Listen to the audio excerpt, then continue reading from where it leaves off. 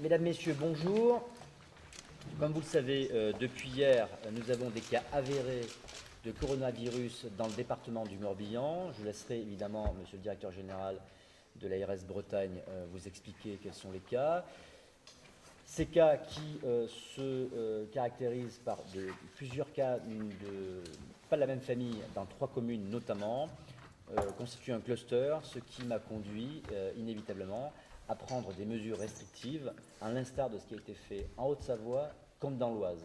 Nous avons pris exactement les mêmes mesures, de façon à ce qu'il y ait d'abord une concordance, une cohérence d'ensemble de l'action qui correspond au plan d'action gouvernementale, d'une part, et d'autre part, nous voulons, par une transparence totale, rassurer les populations sur ce qui se passe et vous dire sur ce qui va se passer dans les jours qui viennent. En tout cas, mon arrêté est pris à compter du 1er jusqu'au 14 mars. Mais je vais laisser tout de suite le directeur général de l'ARS vous expliquer les cas décelés depuis hier. Merci, monsieur le préfet. Donc, en effet, nous avons une situation très évolutive au niveau de...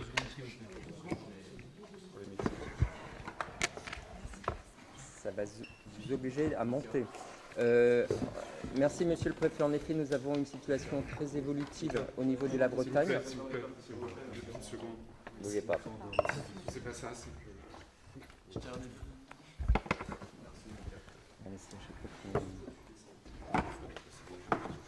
Alors donc nous avons une situation en Bretagne qui est la suivante. À l'heure où on se parle, nous avons 19 cas de coronavirus qui sont confirmés et avec en effet une zone de cas regroupés au niveau des communes de Auray, de Crac et de Carnac, avec 3 cas à Auray, 6 cas à Crac et 2 cas à Carnac. C'est une situation qui est évolutive. Nous continuons à procéder à certains examens de patients qui nous permettraient de pouvoir déceler dans les heures qui viennent d'autres cas confirmés. Donc nous avons pris toute disposition en lien avec le directeur de l'hôpital de Vannes pour organiser la prise en charge des soins. Nous sommes dans un stade 2 de l'épidémie à l'échelle nationale. Jusqu'à quelques jours, nous étions au premier stade qui visait à freiner l'introduction du virus sur le territoire national. Nous sommes maintenant au stade 2 qui vise à freiner la propagation du virus à l'échelle du territoire et donc à l'échelle de la Bretagne également. Le centre hospitalier de Vannes est complètement mobilisé pour prendre en charge les patients qui ont été confirmés s'agissant des patients morbihanais. Ces patients sont accueillis donc au centre hospitalier de Vannes et à l'échelle régionale, nous avons organisé le dispositif sanitaire pour que les établissements de premier recours que sont Brest et Rennes, les CHU, soient relayés et secondés par l'ensemble des établissements chef-lieu de département de la région, donc Vannes, bien entendu, Quimper, Saint-Brieuc et également Lorient, qui est également mobilisé pour pouvoir prendre en charge les patients en coronavirus. Donc voilà les différentes mesures. Par rapport au niveau des enquêtes épidémiologiques, vous savez que quand nous avons des cas confirmés, nous investiguons en lien avec les experts de l'Agence régionale de santé et de Santé publique France pour pouvoir détecter quelles sont les personnes qui ont été en contact des cas confirmés. Donc nous continuons à procéder à ces enquêtes. Ça prend beaucoup de temps parce que c'est des médecins qui appellent pour pouvoir voir si le contact présente un risque modéré ou un risque élevé. Et ces enquêtes permettent d'écarter tout un ensemble de cas qui ne sont pas considérés comme des cas à risque, mais de confirmer d'autres cas. Et nous sommes conduits à donner à ces personnes-là toute indication par rapport à cette situation. Merci beaucoup, Monsieur le Directeur Général. Je vais céder la parole maintenant à Monsieur le Recteur, puisque évidemment, cela a des conséquences sur la vie des nombreux élèves. Monsieur le Recteur. Merci beaucoup. Il va falloir attendre quelques secondes, c'est ça?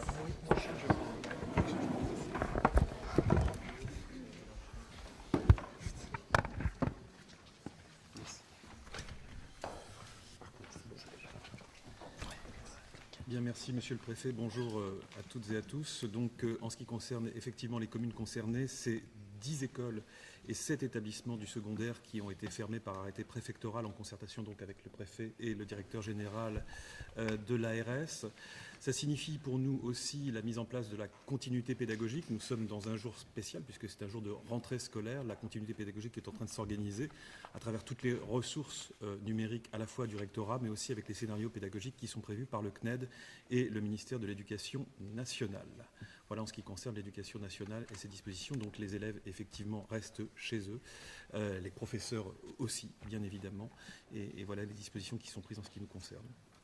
Ça correspond, en tout cas, à peu près 5700 élèves qui sont restés chez eux aujourd'hui. Bien, pour compléter ce qui a été mis en place, évidemment, par le directeur général de l'ARS ainsi que monsieur le recteur, sur ces 3 communes. Nous mettrons en place avant midi une adresse mail dédiée aux 3 élus qui sont ici présents, de façon à ce qu'ils puissent répondre à leur population aux différentes interrogations, de façon à ce que nous évitions une psychose, afin que nous soyons totalement transparents et qu'il n'y ait pas de fake news qui, en général, alimente la dite psychose. Ça, c'est le premier point. Deuxième point, nous avons décidé de faire un point global à 14h, donc il sera vrai à 14h, puis à 19h30 chaque jour, de façon à ce que tout un chacun ait l'ensemble de la connaissance de ce qui a été fait, des analyses qui ont été réalisées et des résultats. Et peut-être, aujourd'hui on ne le sait pas, en tout cas à l'heure à laquelle je vous parle, on ne le sait pas encore, peut-être que d'autres communes seront impactées, mais potentiellement nous pourrions prendre un arrêté préfectoral modificatif pour ajouter 1 ou 2 communes si un nouveau cluster se faisait jour. Ce n'est pas pour le moment le cas. Nous avons eu une évolution de 4 cas supplémentaires ce matin par rapport à ceux d'hier, mais qui concernaient les mêmes communes. Donc le cluster se résume aujourd'hui à 3 communes et donc à environ 5000, 5700 élèves qui sont impactés. J'ai pris 2 arrêtés, un arrêté concernant les établissements scolaires et un autre arrêté qui interdit évidemment tous les rassemblements, que ce soit les marchés, que ce soit mais aussi les foires, les grandes réunions publiques, de façon à ce que nous évitions que la contamination puisse être galopante. Ça veut dire que tous les rassemblements, il y arrive à partir d'une certaine jauge ou tous les rassemblements... Il n'y a pas de jauge. En fait, à l'instar de ce qui a été fait dans l'Oise comme en Haute-Savoie, il n'y a pas de jauge. En fait, les rassemblements dans un lieu fermé sont interdits, et les rassemblements de masse sont interdits afin que nous puissions éviter la propagation rapide du virus. Il s'agit de freiner l'épidémie et donc nous avons pris les mêmes dispositions que mes collègues ont pris dans l'Oise et en Haute-Savoie, exactement les mêmes. Moi, sur la 19 cas, évoqué 19 cas. En Bretagne. En Bretagne, ça faisait 13 si on comptait ceux les 2 de Rennes et 2 de Brest, avec ceux du Morbihan ce matin. L'évolution, les choses évoluent d'heure en heure. Donc il faut bien être prudent avec les chiffres. Nous avons 2 cas de plus à Rennes, donc ça conduit à avoir 4 cas à Rennes. Et nous avons enregistré à ce stade 2 cas à Brest. Donc voilà, c'est pour ça que les chiffres ont évolué. Moi, puisque j'ai la parole, je me permets de rappeler que les personnes, pour les communes pour lesquelles nous avons pris l'arrêté, donc avec les conséquences que Monsieur le recteur a évoquées s'agissant des établissements scolaires, en revanche, pour toute personne qui ne présente pas de symptômes, peut aller faire du télétravail si c'est possible, mais si ce n'est pas possible, on sait bien que l'ensemble des professions ne permettent pas ce télétravail, peuvent, si elles ne présentent pas de symptômes, peuvent tout à fait aller travailler. La meilleure des protections dans cette situation, y compris dans la zone dont nous parlons aujourd'hui des 3 communes, ce sont les gestes barrières qui sont vraiment la meilleure des protections. C'est se laver les mains très régulièrement, c'est la première pratique à observer, c'est tousser ou éternuer dans son coude, et il faut qu'on prenne cette habitude, mais se saluer sans se serrer la main et éviter les embrassades. C'est vraiment ça qui, dans la période, ce qui est vraiment très important. Pour toute question par rapport à cette situation, je rappelle le numéro vert qui permet pour tout conseil non médical de pouvoir disposer d'informations. C'est le 0800 130 000 qui, au niveau donc, du ministère de la Santé, permet de donner des conseils et des indications par rapport non médicaux. Monsieur le préfet, est-ce qu'on peut envisager une mise en quarantaine d'une commune globale, parce que 3 sont touchés, comme il a pu y avoir dans d'autres pays? Et écoutez, aujourd'hui, nous n'en sommes pas là. Comme le disait très justement le directeur général de l'ARS, en fait, les chiffres évoluent de minute en minute, puisque d'autres analyses ont été réalisées. On attend les résultats. Donc, tout sera fonction des études épidémiologiques de l'ARS, et je prendrai mes responsabilités et les arrêtés qui seront adaptés à la situation, mais qui est évolutive, bien évidemment. Donc, vous dire aujourd'hui, à l'instant T, ce qui se passera dans 2 heures, je ne peux pas vous le dire, puisque ça peut évoluer en fonction des résultats que nous attendons des différents prélèvements qui ont eu lieu hier et ce matin. Monsieur le directeur, vous pouvez préciser les chiffres, parce qu'on n'a pas bien compris. Vous avez mis 19 cas en Bretagne, dont 11 dans le Morbihan sur les 3 communes concernées, si j'ai bien compris, et 9 hospitalisés. Ça n'a pas été clair. Alors, ce sont à l'heure où on se parle, mais c'est pour ça que sur les chiffres, moi je suis très prudent, parce que dans une heure, les chiffres peuvent être complètement différents. Donc, ce sont 9 personnes qui ont été sur le... non, c'est 13 personnes sur le 56. Sur le Morbihan. Donc, nous avons 13 personnes qui ont été identifiées et cas confirmés coronavirus sur le 56. Alors, c'est 6 Crac, 3 Auray, 1 à Saint-Philibert, 3 à Carnac. Et vous voyez que la commune de Saint-Philibert, typiquement, n'ayant qu'un cas aujourd'hui, elle n'est pas considérée comme étant un cluster et donc ne fait pas partie des 3 communes qui sont frappées par l'arrêté préfectoral. Et par ailleurs, donc, nous avons 2 cas à Brest et 4 à Rennes qui sont, à l'heure où on se parle, identifiés. Ça peut évoluer dans les heures qui viennent. Et sur le Morbihan, donc là, il y a combien d'hospitalisés hospitalisés à Rennes? Je préfère pas répondre à cette question parce que il faut qu'on puisse vraiment faire le point. C'est trop évolutif, je dirais une bêtise. D'accord. Est-ce que vous savez comment cette personne a été contaminée, justement, celle du Morbihan? On a, contrairement à d'autres cas, on n'a pas identifié à ce stade quelle était l'origine de la contamination. Il n'est pas impossible que cette contamination soit autochtone. Est-ce qu'elle est commune, cette contamination? Est-ce qu'ils se sont croisés, ils ont pu se croiser, ils font partie du même entourage? Oui, c'est ce qu'on appelle le cas groupé.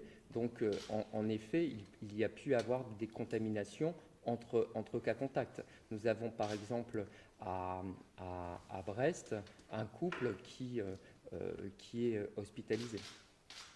Autochtone, vous voulez dire quoi? Jusqu'à présent, dans les cas que nous avons observés, les personnes revenaient de l'étranger. C'est par exemple le couple à Brest qui revenait d'un voyage organisé en Égypte ou dans des zones de Chine, bien entendu. L'évolution de la situation peut nous conduire à regarder, mais les analyses ne sont pas finalisées, d'avoir une contamination qui se fait à partir d'un patient qui est déjà sur le territoire national ou sur le territoire breton. Et qui n'aurait pas voyagé. Et qui ne reviendrait pas de l'étranger, tout à fait. Et les 2 cas rennais? Parce que les deux qui ont été déclarés samedi revenaient de l'Oise, pour le coup. Oui. De nouveau. Oui. Et les 2 autres cas revenaient d'Italie. Est-ce qu'on sait s'il y a beaucoup de patients, beaucoup d'autres personnes qui ont pu être en contact avec ces personnes qui ont été... Alors ça, ce sont les investigations que j'évoquais tout à l'heure et qui sont procédées par l'ARS et par Santé publique France, où on retrace le parcours du patient pendant les jours précédents pour voir quelles ont été l'ensemble de ses activités. Et c'est pour ça qu'il faut bien que vous compreniez que ça prend du temps, parce que c'est tout le chemin du patient qu'il faut redécrire. Et à partir de l'ensemble des contacts qui ont été identifiés, les épidémiologistes et les médecins classent ça en risque élevé ou en risque négligeable. Et c'est à partir de là où on donne les consignes à tenir par rapport aux personnes qui ont été en risque négligeable. Il n'y a pas de sujet. En revanche, il faut prendre d'autres dispositions pour les autres risques. Monsieur le préfet, une question peut-être aussi sur les personnes qui sont dans des communes qui sont très proches de ces villes d'Auray, qui se posent des questions. J'ai eu ce matin une maman qui, par exemple, a 2 enfants qui sont scolarisés à Auray, d'autres qui sont scolarisés dans des communes où il n'y avait pas de fermeture d'école, qui ne comprennent pas bien, qui se disent bah oui, mais ces enfants peuvent ramener ça à la maison. Enfin, c'est un peu complexe. Pourquoi finalement ne pas se dire on se ferme tous les établissements scolaires, pardon, Votre question est une bonne question. Pour autant, je ne peux pas apporter une réponse sur le champ pour la simple et bonne raison. C'est que, effectivement, aujourd'hui, on a 3 communes qui sont dans un cluster. D'accord ? Ça veut dire qu'il y a au moins 3 patients de familles différentes, premièrement. Deuxièmement, vous avez des élèves qui, effectivement, prenons Auray par exemple, sont scolarisés à Auray. Donc ceux-là ne vont pas à l'école. Nous avons aussi des élèves d'Auray qui sont scolarisés à Vannes. Ceux-là n'iront pas à Vannes non plus. Pour autant, vous avez des élèves qui sont dans d'autres communes voisines, mais qui ne sont pas dans le cluster et dont les enfants devaient aller à Auray. Mais l'école étant fermée, ils ne pourront pas y aller. D'accord ? Mais maintenant, je ne vais pas d'autorité fermer les écoles d'une commune qui n'est pas concernée par un cluster, parce qu'à ce moment-là, ça voudrait dire que je ferme toutes les écoles de tout le département. Puisque si je ferme les écoles d'une commune entre 2 communes considérées par le cluster, la commune d'à côté me dira pourquoi pas moi, et puis je vais arriver jusqu'au Havre, sauf que ce n'est pas ma zone de compétence, et donc vous comprenez bien que de proximité en proximité, c'est un arrêté national, donc ce n'est pas le lieu. Il s'agit, et le directeur général de la santé l'a très bien dit, il s'agit de freiner l'épidémie. D'accord ? Pour la freiner, il faut éviter les contacts multiples, bien évidemment. Donc la consigne, d'abord, c'est une consigne de responsabilité individuelle et collective, c'est-à-dire que quelqu'un qui ne se sent pas bien, d'abord il appelle le 15, il appelle le numéro vert, il voit si effectivement il peut être malade. S'il considère qu'il peut être malade en fonction de ce qu'il lui dit au téléphone, en fonction des symptômes qu'il a, à ce moment-là, il reste chez lui, il se confine, parce qu'il s'agit pour lui d'être responsable et de ne pas aller porter le virus auprès de son voisinage, auprès de sa voisine, auprès de son commerçant qui va lui vendre son pain, etc. Pour les élèves et les parents, c'est exactement la même chose. On prend des mesures globales pour 3 communes. Les maires sont ici présents aujourd'hui parce que nous sommes dans un cluster et tant que les autres communes ne sont pas dans un cluster, nous ne les prendrons pas. Il s'agit avant tout d'être cohérent sur l'ensemble du territoire, premièrement, d'être efficace aussi, et de demander à la population d'être responsable. C'est pour ça que nous ne pouvons pas et nous ne voulons pas interdire aux gens d'aller faire leurs courses, bien évidemment, parce qu'il faut qu'ils se nourrissent. Ils sont dans des lieux de passage, donc ils passent dans un magasin, dans une grande surface, mais on leur demande surtout d'éviter d'aller se confiner dans des lieux où ils sont nombreux, où ils vont rester longtemps, parce que le virus pourrait évidemment se propager plus facilement. Voilà. Donc clairement, il y a eu un filtrage ce matin des élèves venant d'Auray, Crac et Carnac. Avec les Carnac. Le principe qui a été proposé est vraiment le principe qui a été retenu, c'est-à-dire si les écoles sont fermées, on ne peut pas accéder à ces écoles, donc il n'y a même pas de filtrage à faire puisqu'elles sont fermées. Non, mais je parle, par exemple, j'ai vu sur des limités de Vannes, j'ai vu qu'il y avait visiblement une affiche qui disait que les gens venant d'Auray, etc., ne pouvaient pas... Par définition, comme m'a dit Monsieur le Préfet, c'est une responsabilisation à la fois individuelle et collective, donc c'est effectivement comme ça que l'on raisonne par rapport au principe du cluster qui a été énoncé précédemment. Et ça marche effectivement dans les 2 sens, pour l'entrée et pour les sorties. Et vous parliez des marchés, le marché d'Auray s'est tenu ce matin. Et oui, effectivement, le marché d'Auray s'est tenu, on en a parlé avec Monsieur le maire, puisque en fait, les commerçants n'ont pas eu l'information assez tôt, et puis vous savez que c'est déjà difficile de pouvoir joindre l'ensemble du corps professoral, les directeurs des différentes écoles. Nous l'avons fait hier soir dans la nuit avec la DAZEN, mais ce matin, effectivement, il était difficile. Moi, je n'ai pas les numéros de téléphone de tous les commerçants, et le maire non plus, et donc effectivement, certains commerçants se sont présentés sur le marché ce matin, et le maire a eu des communications avec eux pour leur expliquer que, eh bien, le marché ne devait pas se tenir. Donc, ce qui est fait est fait. Bien évidemment, c'était le premier jour, c'était en plus le lendemain d'un week-end, le jour d'une reprise après 15 jours de vacances scolaires, donc c'était extrêmement compliqué de balayer l'ensemble du spectre dans la nuit, puisque c'est hier soir vers minuit moins quart que j'ai pris mes arrêtés. Pour autant, le maximum a été fait, et je salue vraiment le travail fin, précis, réalisé par l'ensemble des agents de la DGARS au niveau de la région, mais aussi au niveau du département, tout comme les personnels de l'éducation nationale et de la préfecture, qui sont largement mobilisés hier soir et très tard dans la nuit pour faire en sorte que ce matin, ce soit le plus fluide possible et surtout le plus transparent possible, afin d'éviter une psychose qui n'a pas lieu d'être. Est-ce que des magasins, des commerces pourraient être fermés, des grandes surfaces par exemple? Non, je l'ai expliqué. En fait, une grande surface, c'est un lieu de passage.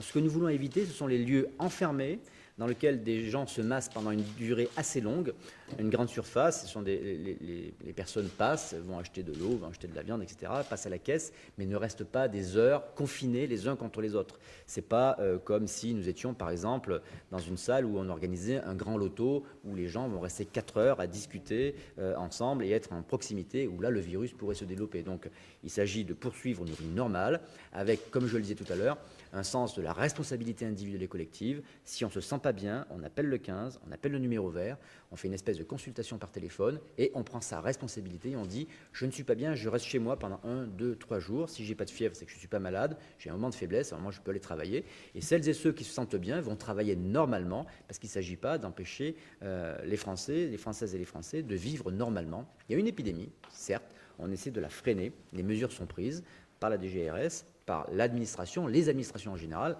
en premier chef l'éducation nationale, puisque évidemment ce sont des milliers de jeunes qui sont concernés, hein, à la fois les professeurs mais aussi les enfants, et on essaie de juguler tout cela par des consignes simples, compréhensibles par tous, mais surtout qui s'appliquent à tous. C'est important, pardon. Par rapport à ce que vous disiez, ça répond à cette question-là. Et est-ce que cette arrêté d'interdiction de rassemblement, c'est sur les 3 communes ou sur tout le Morbihan? Alors, l'interdiction s'applique à tout le département, comme c'est le cas dans l'Oise, comme c'est le cas en Haute-Savoie. Et les cinémas? Les cinémas, c'est pareil, c'est un lieu confiné dans lequel les gens restent plusieurs heures et donc c'est interdit.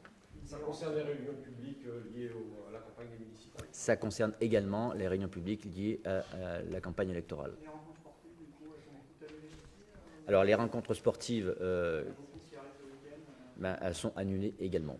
Et quid du premier tour, vous y réfléchissez déjà? Alors, pour le moment, mon arrêté, c'est donc 14 jours, c'est du 1er au 14. Donc, le 15, c'est le 15e jour. Donc, pour le moment, il n'y a pas d'incompatibilité.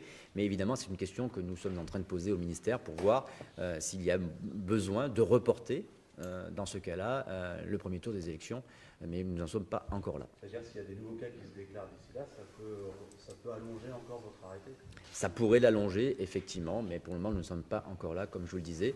Et les choses évoluent et peut-être que les consignes nationales évolueront également. Monsieur Mullier, si il y a un crack pour 1500 habitants, c'est des personnes d'une même famille. On essaie de comprendre un petit peu l'origine. C'est quoi? C'est des gens complètement différents?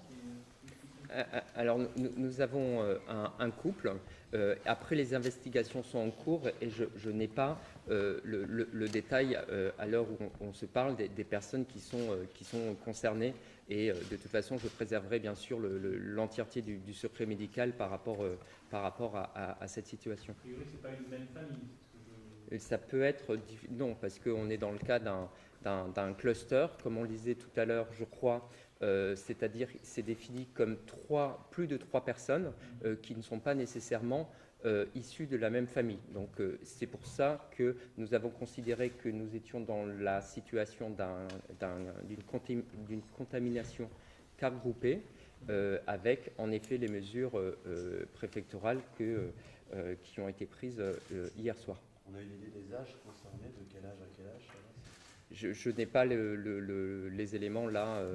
Voilà. Je souhaite préserver toute confidentialité par rapport aux personnes concernées. Et sur l'hospitalisation, je sais que vous avez déjà répondu, mais on ne comprend pas très bien. Les 13 du Morbihan sont hospitalisés ou pas? Alors sur l'hospitalisation, je propose nous avons le directeur du centre hospitalier de Vannes pour pouvoir évoquer les conditions mises en œuvre par rapport à l'hospitalisation.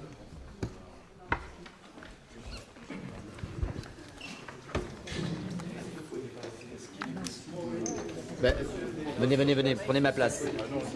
Ah mais si, prenez ma place. Rassurez-vous. Beaucoup en ont rêvé.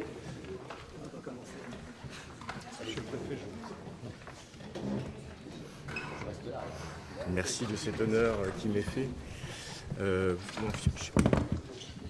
C'est bon, vous êtes... ok.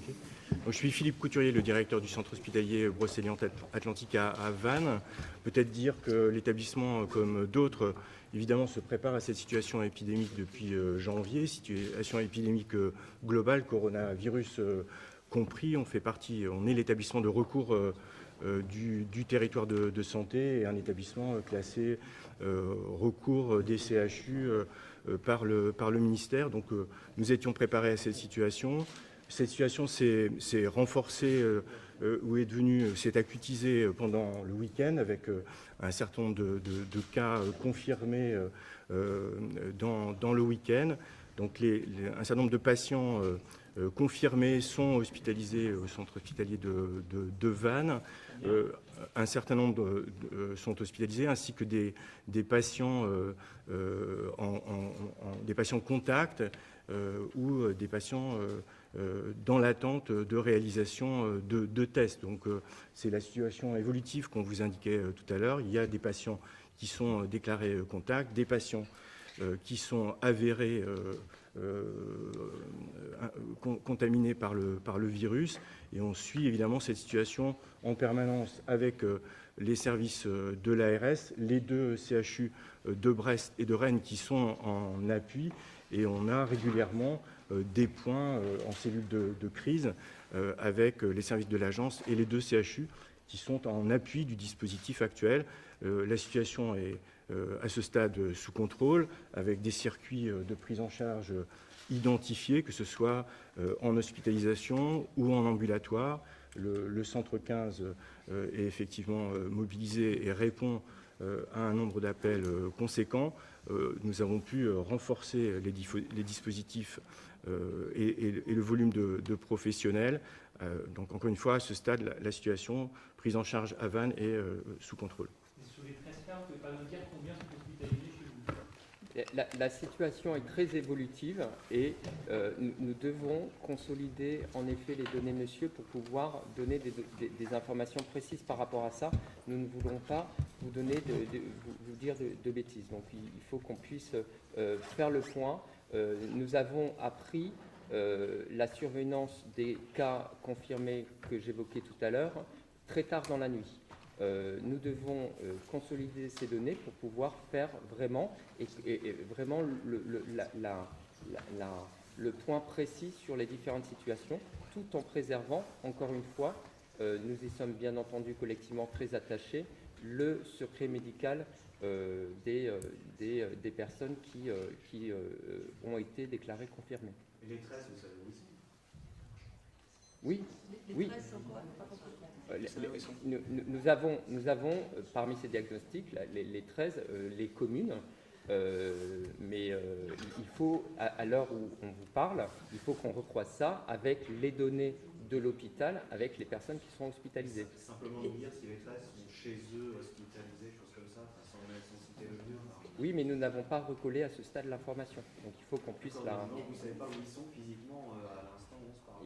Il faut qu'on vérifie ce point à l'heure où on se parle. Il faut qu'on vérifie le point. Oui. L'hôpital, c'est au service de réanimation apparemment qu'ils ont utilisé pour... Pas uniquement. On a le dispositif de réanimation, il est essentiellement pour les cas lourds. Donc effectivement, le secteur de réanimation est mobilisé sur ce secteur-là. Il a été étendu au secteur de surveillance continue, de façon à ce qu'on puisse, en cas de besoin, se préparer à accueillir des cas graves en nombre plus important. Donc le dispositif est en place et on a un secteur d'hospitalisation qui a été dédié aux patients soit confirmés, soit en situation d'attente de résultats de tests, ou qui sont des patients contacts que nous souhaitons surveiller. Il y a un dispositif aussi au niveau des urgences pour réserver des box qui nous permettraient, en cas de besoin, d'accueillir et de dépister ces patients. Et puis, à partir de demain, on aura un dispositif d'accueil ambulatoire qui est en cours de structuration aujourd'hui, qui nécessite une mobilisation médicale complémentaire pour qu'on puisse donner des avis. Mais c'est ce qui me permettait de vous dire tout à l'heure qu'à ce stade, les choses sont maîtrisées. Je suis désolé d'insister sur la question de mon collègue, mais j'ai du mal à comprendre comment on peut savoir que des gens ont le coronavirus qui a été confirmé, mais qu'on ne sait pas où ils sont. Mais on connaît très exactement, c'est des patients qui ont fait l'objet d'un examen de virologie. Donc on suit ça très précisément. Et donc c'était des personnes qui essentiellement étaient hospitalisées. Mais je veux qu'on puisse vérifier précisément cette information avant que je vous dise. Vous l'avez pas encore, vous ne savez pas ce que vous savez pas. Pour l'instant, nous n'avons pas encore recollé ces informations, en effet. Mais on les considère comme confirmés ou pas confirmés? Ils sont confirmés. Non, j'enlève le à ce stade, madame. Ils sont confirmés, diagnostiqués au coronavirus. On parle d'une information des laboratoires hier soir. Donc, encore une fois, on peut avoir de nouveaux cas. On fait une série les examens de biologie sont opérés à la fois au CHU de Rennes et au CHU de Brest. Donc, les prélèvements, très concrètement, sont faits à l'hôpital, sont acheminés à Brest ou à Rennes. Et après, nous consolidons les données pour permettre de suivre, bien sûr, les patients. Donc, quand vous dites essentiellement prise en charge à l'hôpital, ça veut dire qu'il y a une partie d'entre eux qui sont encore... Il faut que... Je sens que vous souhaitez avoir cette information précise. Il faut qu'on regarde cette question précise. Et on refera des points réguliers, on pourra vous donner cette information. C'est juste qu'on a besoin de recouper un certain nombre d'informations. Les cas sont confirmés, c'est ce qui consolide le cluster et qui amène les services de la préfecture et de l'ARS à prendre les dispositions qui ont été présentées. Par contre, entendez que la situation est évolutive, nécessite de faire des points réguliers. À ce stade, voilà les éléments qu'on peut vous communiquer. Il y aura d'autres communications et d'autres points qui seront faits régulièrement. Concrètement, ils peuvent être confirmés et être encore chez vous? Ou alors un cas confirmé est forcément hospitalisé aujourd'hui? Les cas confirmés sont actuellement hospitalisés. Les cas confirmés sont aujourd'hui hospitalisés systématiquement. Comme le disait tout à l'heure Monsieur le Préfet, la situation est en effet évolutive et nous adaptons les modalités de prise en charge et la réponse du système de santé que nous avons préparé en fonction de l'évolution de cette situation. Il n'est pas impossible que dans les prochains jours, on puisse opérer d'autres modalités de prise en charge des patients qui pourraient être confirmés coronavirus, mais qui pourraient présenter très peu de symptômes, parce qu'il faut bien voir que dans certains cas, nous avons parmi les patients de Rennes, les patients de Bretagne, pardon, que je vous ai cités, nous avons des personnes qui sont en effet en service de maladies infectieuses, mais dont l'état est n'inspire pas du tout d'inquiétude, qui présentent peu de symptômes.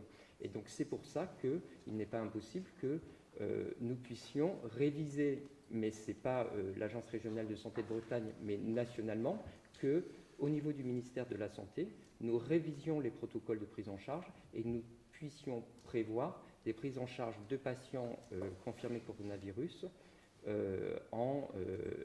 qui seraient confinés chez eux. Quand vous parlez de patients contacts qui sont déjà du coup au sein de l'hôpital, combien ils sont ces patients contacts? Ça demande un travail d'investigation sanitaire un peu long et complexe, puisque donc je peux pas vous en donner le nombre aujourd'hui. C'est-à-dire à chaque fois qu'on a un cas confirmé, ça nécessite qu'on essaye d'examiner autour de ce cas confirmé qui a été en contact avec le patient. Donc là aussi, puisqu'on a eu ce matin des cas confirmés, le travail est en cours pour identifier le nombre de patients contacts ou de professionnels contacts. Donc en permanence, nous faisons ce travail. C'est pour ça qu'on a régulièrement dans l'établissement des cellules de crise qui nous permettent de suivre la situation et de prendre les mesures qui sont nécessaires en fonction de l'évolution de la situation. Est-ce que vos investigations concernent aussi les habitants du secteur concerné qui auraient pu circuler dans les communes environnantes? Je vais un exemple très concret. Il y a eu une compétition de freestyle à Castres-en-Vert samedi. Il y a des jeunes qui venaient de ce secteur-là qui ont côtoyé donc d'autres jeunes venant de plusieurs villes du département. Non, on ne procède pas à des investigations générales de la population. Nous travaillons, s'agissant des investigations au niveau de l'Agence régionale de santé en lien avec Santé publique France, de proche en proche, comme je l'évoquais tout à l'heure, c'est-à-dire que nous regardons quels ont été les cas confirmés et nous retraçons le parcours de patient qui nous permet de voir quelles ont été les personnes contacts et, comme je le disais tout à l'heure, permettre de classer ces cas contacts en risque négligeable ou risque élevé. Monsieur le préfet, vous disiez tout à l'heure que vous alliez faire le point à 14h et à 19h. Vous allez communiquer le point, sera public de quelle manière? Écoutez, ce sera un communiqué de presse à 14h et à 19h30, nous en ferons un tous les soirs, de façon à réajuster parfois la posture en fonction des consignes nationales que nous recevrons et en fonction également du résultat des analyses qui sont opérées chaque jour et dont nous attendons les résultats d'heure en heure au fil des analyses réalisées dans les centres qui y sont dédiés. Voilà. Oui. Est-ce qu'il y a une pénurie en termes de masques et de gel hydroalcoolique dans les pharmacies et comment vous avez géré les approvisionnements? Alors, comme je l'indiquais tout à l'heure, la meilleure des protections, ce sont les gestes barrières et se laver les mains régulièrement. Ça, c'est le point le plus important et je martèle cette information. Après, par rapport aux masques, et par rapport, je reviens aux 3 communes que nous évoquons là dans le Morbihan. Il n'est pas du tout demandé aux populations de porter des masques. Les masques dits FFP2 pour se protéger sont réservés pour les personnels hospitaliers au sein des hôpitaux et en l'occurrence à l'hôpital de Vannes. Et les masques chirurgicaux sont réservés pour les professionnels de santé libéraux qui seraient en contact avec des patients qui présenteraient des symptômes. Et les professionnels de santé libéraux pourront mettre à disposition de leurs patients des masques chirurgicaux. Et là aussi, nous sommes en train d'organiser les choses pour que des masques chirurgicaux puissent être mis à disposition des professionnels, des médecins libéraux qui exercent dans les 3 communes donc Carnac, Crac et Auray. Les transports en commun sont considérés comme les lieux confinés? Non. Non. À l'instar de ce qui se fait dans l'Oise et en Haute-Savoie, les transports en commun ne le sont pas considérés. Il faut que les gens puissent vivre. Et comme je le disais tout à l'heure, il en relève encore de la responsabilité individuelle et collective, où les gens qui ne se sentent pas bien restent chez eux, après avoir contacté ou pas le 15 ou le numéro vert. Mais c'est une prise en compte et une mobilisation individuelle qui doit être faite avant tout, comme le disait le directeur général de l'ARS. L'État ne pourra pas tout pour tout le monde, loin s'en faut. Le sujet n'est pas là, le sujet c'est est-ce que je me sens bien ou est-ce que je ne me sens pas bien. Si je ne me sens pas bien, j'appelle le 15, j'appelle le numéro vert, je décide ou pas de rester chez moi en fonction de l'état que j'estime être bon ou mauvais, de façon à ne pas contaminer les autres. Et puis la vie continue, et comme le dit le directeur général de l'ARS, on ne porte pas le masque si on ne se sent pas malade. Pour autant, évidemment, les acteurs médicaux des 3 communes concernées seront bientôt destinataires de masques, puisqu'ils ont potentiellement plus de chances quand même d'avoir un public contaminé que d'autres, et c'est pour ça qu'ils le mettront aujourd'hui. Mais partout ailleurs, il n'en est pas question. Est-ce qu'on a une idée du nombre de personnes qui sont confinées parce qu'elles ont fait un voyage à l'étranger et sont revenues également? Alors ça, je ne peux pas vous le dire du tout, puisqu'il aurait fallu faire un questionnaire, par exemple, à l'issue des vacances, demander aux élèves s'ils sont partis à l'étranger, mais ça c'est... Mais il y a des arrêts de travail qui ont été faits par l'ARS ou les médecins sur ces personnes-là de 14 jours? Alors, la situation, là encore, est très évolutive. Elle a évolué pendant le week-end au regard des prescriptions nationales. Il a été indiqué que les personnes qui revenaient de l'étranger, et notamment d'Italie, et notamment des régions de Vénétie et de Lombardie, ne doivent plus rester confinées. Elles peuvent en effet aller au travail. Et dans les autres régions qui ne font pas l'objet dans les autres communes qui ne sont pas en cluster, il est possible tout à fait de pouvoir, les enfants peuvent aller à l'école et les parents peuvent aller au travail dans le respect bien sûr des prescriptions que nous avons évoquées et des consignes de bon sens. Est-ce que je suis souffrant? Est-ce que j'ai de la fièvre? Est-ce que j'ai de la toux? Sinon, je peux aller au travail.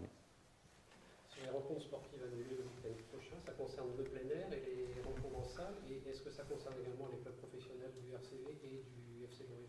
Pour le moment, ça les concerne tous. Puisque s'il y a une épreuve sportive, même si elle est en plein air, il y a du public qui, lui, le public est donc un peu confiné, hein, en salle ou dans des tribunes à l'extérieur. Pour autant, le volume fait qu'il y a un risque de contamination. Donc, il est évident que dans le cadre de mon arrêté préfectoral qui concerne tout le département, ces épreuves sont annulées. Et le RCV qui va jouer à l'extérieur, il va quand même jouer à l'extérieur. On considère que venant d'un département touché. Ce sont des choses que nous allons étudier cette semaine. Je vous rappelle que nous avons eu l'information hier soir. L'arrêté a été pris à minuit moins le quart. Et donc, évidemment, depuis ce matin, nous sommes en réunion. Et je pense que nous passerons la journée en réunion pour étudier chacun des cas, chacune des possibilités. Et nous apporterons le maximum de réponses à l'ensemble des questions qui nous seront posées, madame. Excusez-moi, la direction en direct, parce que je fais des lives.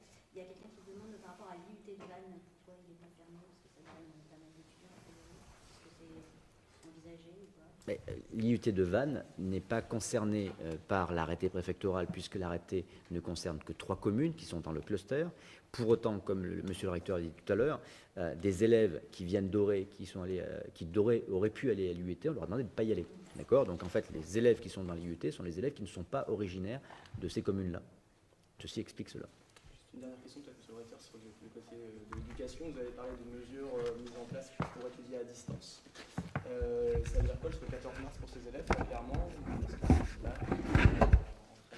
Alors non seulement le CNED prévoit effectivement des scénarios pédagogiques qui sont déjà activés. Actuellement, nous, on rentre de vacances, donc il y a d'autres lieux sur effectivement l'Oise qui fonctionnent déjà ainsi, mais aussi les pays, nos élèves qui sont à l'étranger, par exemple, qui sont déjà sur la logique des scénarios pédagogiques du CNED, d'une part. Par ailleurs, selon les niveaux, on a aussi des ressources pédagogiques qui vont être mises en œuvre au sein de notre académie, qui sont disponibles très rapidement en termes de ressources pédagogiques, en lien avec les équipes pédagogiques, parce qu'il faut garder ce lien. Hein. Bien évidemment, pour nous, ce qui est très important, c'est le lien avec les professeurs, avec les équipes pédagogiques. C'est vraiment tout à fait déterminant par rapport à ça. Et c'est ça qui est en train d'être mis en place. Donc les parents vont être informés d'une plateforme, je ne sais pas comment ça va se passer. Absolument. On est vraiment dans cette logique d'information par les établissements et aussi par l'inspection académique. Est-ce que hors zone cluster, pour les voyages, il y a beaucoup d'échanges? Alors les voyages scolaires sont actuellement supprimés. Tous les voyages scolaires à l'étranger en tout cas, et les voyages scolaires en direction des zones de cluster évidemment, mais aussi les voyages scolaires qui viendraient chez nous. On tient à avertir aussi sur les zones de cluster chez nous que les voyages scolaires sont aussi supprimés dans ce sens-là. En zone cluster ou sur l'académie de Rennes? En zone cluster sur les gens qui viendraient chez nous. En zone cluster uniquement. Hein. Voilà. Il n'y a rien envisagé sur le reste de la Bretagne. Voilà. Dans les deux sens. Tout à l'heure, c'était 10 écoles, c'est ça, 5700 élèves, 10 écoles primaires et... 10 écoles dans le primaire, 7 établissements dans le secondaire. Collège et lycée. Voilà, merci beaucoup. Nous allons retourner au travail. Merci.